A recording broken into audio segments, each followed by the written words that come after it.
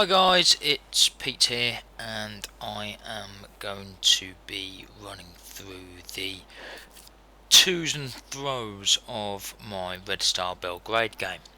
As you can see, I'm in 2027, and my plan is to do some live recordings going forward of some of the big games that are going to be coming up this season and beyond. And I will also be running through any new signings, etc. What I'm going to do though, first of all, in this first video is just run through what's happened since I took over, which was 2013-2014, so first season. I'm going to run through the current squad. I'm going to run through what's happened in the domestic and European campaign since I've been in charge, and also run through my tactics as well. So first of all, the squad. In goal I've got Predrag Rajkovic. He's been with me since day one. Never changed him, never had to. As you can see, he's been phenomenal for me. You look in 2019-2020, he's kept 20 clean sheets out of 27 games. He has been a stalwart for the club, and I'll be having him starting every game until he retires. My right back is Gabriel. He really is a centre back, but I try to retrain as many centre backs into full backs as I can, and vice versa, assuming they've got the attributes to be able to do it. I just find it helps through periods of injury crisis and the like. This chap was bought from Chelsea 3 years ago. As you can see, been very, very solid, and he is probably my best defender. Simonic, product of the youth system, only 19, only going to get better. Again, a centre back that I'm trying to retrain as a right back. Kovrizia, he really defensive midfielder, but his attributes lend him to being potentially a very, very good centre back.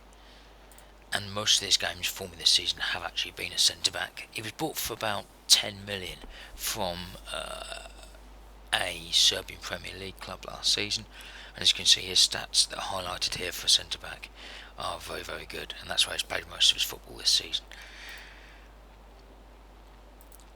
Justiniano, sorry, very, very good fullback.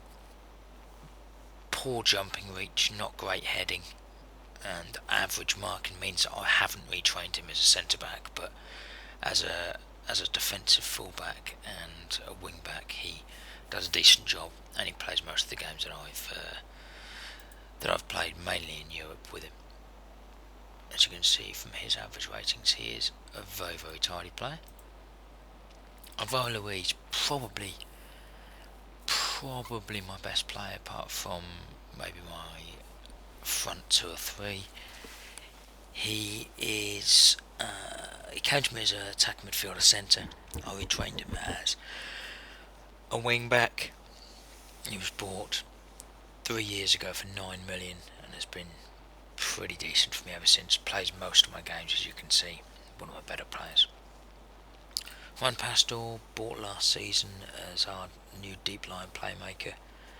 Very, very good all-round stats. Very, very good player, and I assume he'll play for me until he retires.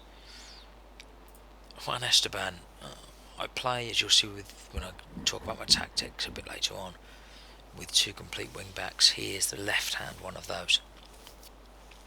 Great stats all round, constantly wanted by major clubs within Europe. Barcelona and Bayern Munich have both bid 30 plus million for this chap, and I've rejected both times. Bought for $500,000 4 years ago, and as I say, had bids upwards of 30 million for him. Great player. His contract expired in 2031, so 4 years time he's going to be 25, 26 then. He's going to be in his prime, so I'm hoping to either get more than 30 million from then, or sign him on for another 3 or 4 years. Guido Souza, one of my 3 striking talents. Very, very good player. Good stats. Argentinian, but he has now got second legendary Serbian nationality, bought a good few years back now for 2.9 million. Amazing average ratings. Always a good solid player, scores plenty of goals, assists plenty of goals. All in all, a top player. Milo Savinovic, probably my best player stats wise. Tracked him for a number of years when he was at Lyon. Eventually managed to get 4.8 million. And what a player he's been. Average rate of 7.45 last year, 7.63 so far this year. A great player, only 23, will be a great player for us for years to come. Christian Arusta actually came to me with Argentinian nationality. Given the number of games he's played for us, he's since become Serbian. 31 now. I bought him, I got him on a free transfer actually from River Plate a number of years back. As you can see, he's been brilliant for me ever since, scoring goals, plenty of assists, and all in all a great player. You have to excuse the yawning. It's 10:30 and a few minutes past my bedtime. On the bench, I've got Julinho, defensive midfielder. I'm trying not to be a left full-back, just a squad player. Araujo was one of my main centre-backs, was at the club when I joined. Good player, 33 now, stats declining but still does a job as a squad player. Vasidovic, another product of the youth system, defensive midfielder / deep line playmaker, just a squad player. Juan Abeledo, one of my rotation attack midfielder / strikers. Good solid stats, scores goals, does a good job. Lucianinho, centre back, not bad stats. Bought him 3 years ago for 5.5 million. Played plenty of games, mainly a squad player now, but always got good average ratings, does a decent job. Vika Ivanovic, another Serbian player that I bought from a Serbian Premier League team. Good stats. Came to me as a defensive midfielder, but I've since retrained him as a centre back. As you can see, he's got very good, apart from his jumping reach, and marking's not amazing, but heading, tackling, and mentally he's just phenomenal. A good centre back and well worth having. Bruno Matip, he's been African Player of the Year 3, 4, maybe even 5 times since he's been at my club. He has been probably my best player since I bought him for £4 million about 10 seasons ago.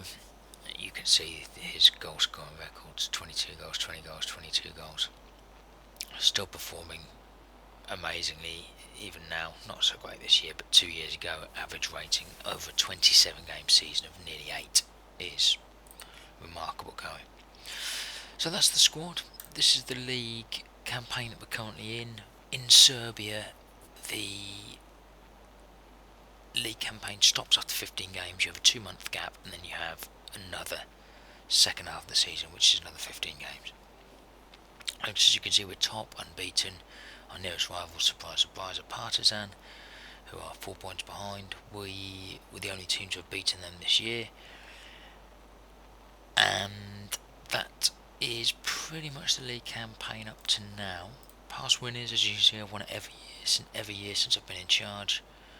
Partizan have more or less all the time been second or third place. The domestic cup,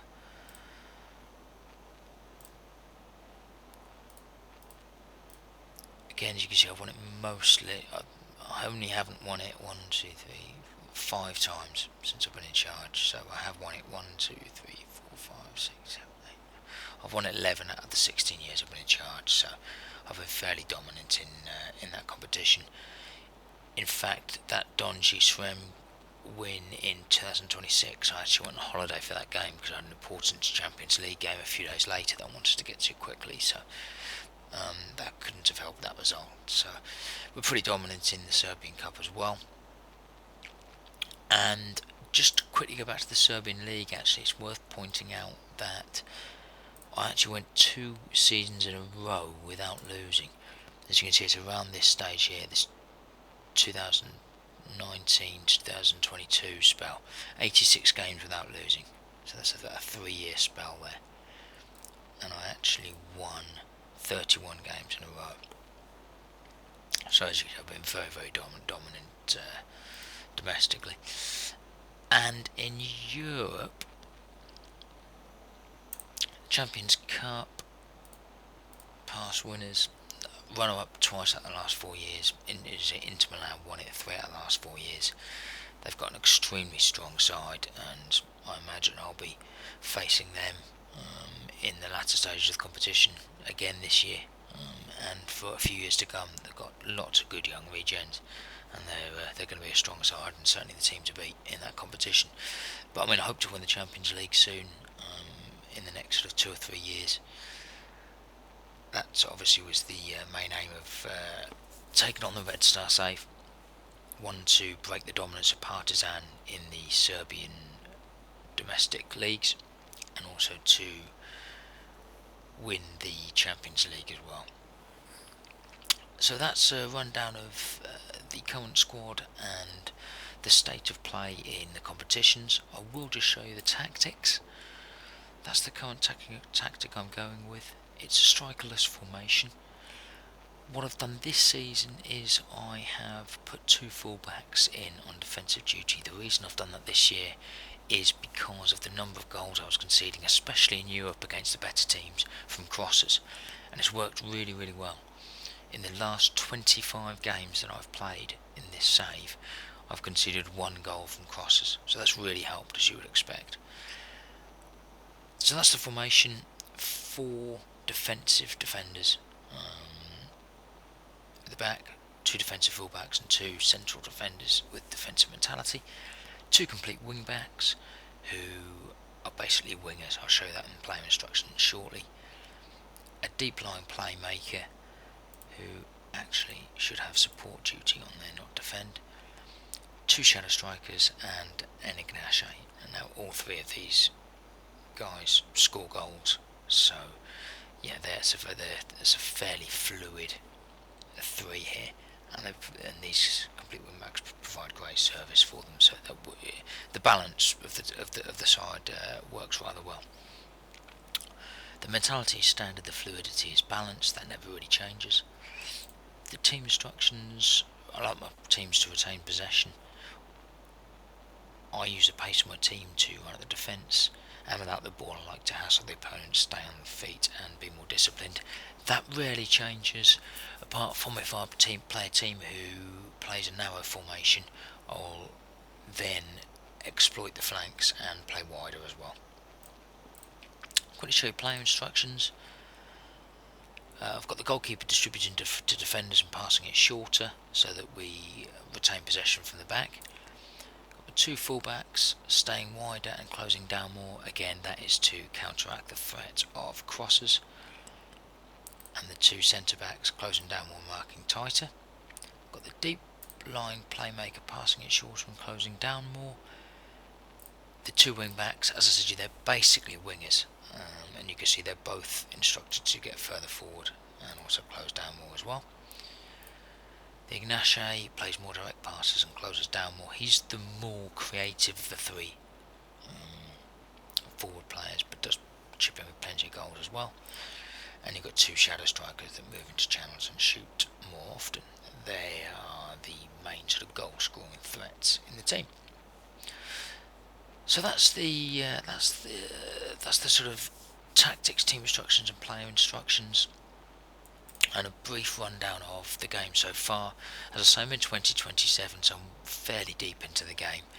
But what I'll do now is, going forward, I will stream the following games for the rest of this season. I'll stream all the Champions League games. I'll stream the 2 semi-final legs of the Serbian Cup against Partizan and the final, assuming I make it there.